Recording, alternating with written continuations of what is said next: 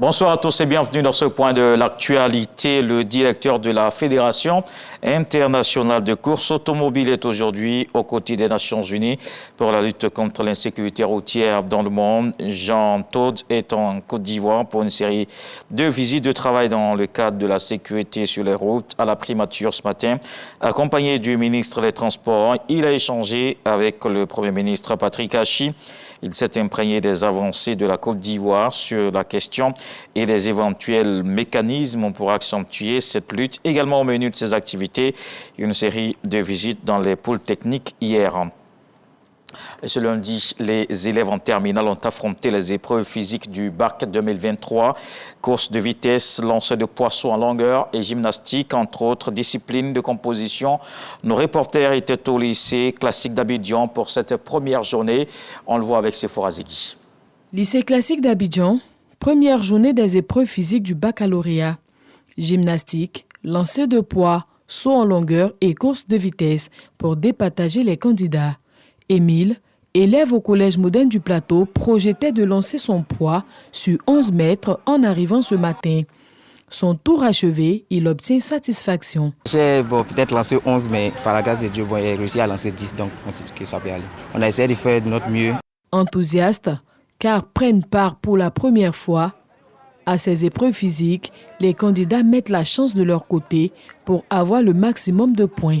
Je me suis très bien préparé depuis la rentrée et j'étais très impatient pour affronter cette épreuve aujourd'hui. Dans ce centre, 480 candidats issus de 4 établissements scolaires. Tous présents à leur poste, les enseignants et évaluateurs sont satisfaits des premiers résultats. Ils sont quand même bien préparés parce que là, ceux qui viennent d'arriver, voilà, le premier, la 9,98, déjà c'est un bon temps. Et on trouve que la condition physique est là. Je vois bien que les cours ont été bien assimilés à travers ce qu'on vient de voir tout à l'heure. À la mi-journée, Éloi Quadio, chef du secrétariat, fait le tour pour s'assurer du bon déroulement des épreuves. Quelques absences signalées, mais cela n'a aucun incident sur la tenue de l'examen. Dans les cas de maladie, 2 personnes, maintenant il y a une dizaine d'élèves qui sont absents. Ensemble, tout se passe bien. Avant l'école habillée, tu en fais déjà à la rentrée, essayer de fouiller les enfants pour vérifier leur convocation. Les épreuves physiques marquent le démarrage effectif du baccalauréat 2023. Hier, sur l'axe Napié-Kanawolo, un camion-citerne transportant de l'essence finit sa course dans un ravin à Samorika, à 32 km de Korogo. Aujourd'hui, au petit matin, le camion a explosé et fait 4 morts calcinés, non encore identifiés, et plusieurs blessés graves.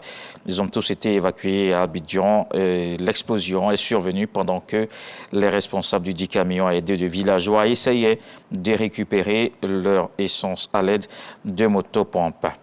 Dans le reste de l'actualité, la communauté d'Afrique australe s'engage à déployer des troupes en République démocratique du Congo. La SADC s'est réunie ce lundi en Namibie pour le sommet de la Troïka, l'organe chargé des questions de défense et de sécurité de l'organisation sous-régionale.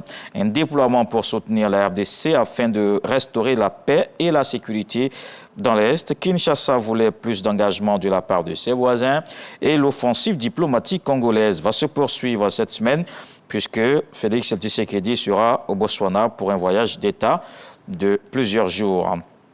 Et la Russie va commémorer la victoire des Alliés contre l'Allemagne nazie de 1945. C'est un 9 mai totalement inhabituel qui se prépare à Moscou. Le climat sécuritaire était déjà tendu. Il s'est alourdi avec ce qui a été présenté par les autorités russes comme des attaques de drones sur le Kremlin et une tentative d'assassinat contre l'écrivain nationaliste Zakhar Prilepine. Comme dans beaucoup de villes du pays, les défilés vont être réduits et se tenir sous très haute surveillance. C'était déjà le cas le dimanche 7 mai au matin pour la répétition du défilé. La réintégration de la Syrie au sein de la Ligue arabe est aussi un succès diplomatique important pour l'Arabie saoudite. Le pays accueille le sommet de l'organisation la semaine prochaine. C'est le principal artisan de ce revirement régional.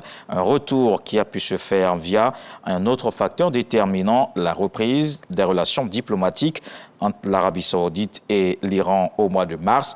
Téhéran n'étant plus l'ennemi, Riyad pouvait reprendre les discussions avec un de ses alliés. Le régime syrien était exclu de la Ligue depuis un peu plus de 11 ans en raison de la répression du mouvement de contestation qui avait commencé dans le pays. Voilà pour le flash d'information. On se retrouve à 20h pour la grande édition. À suivre tout de suite les infos régionales.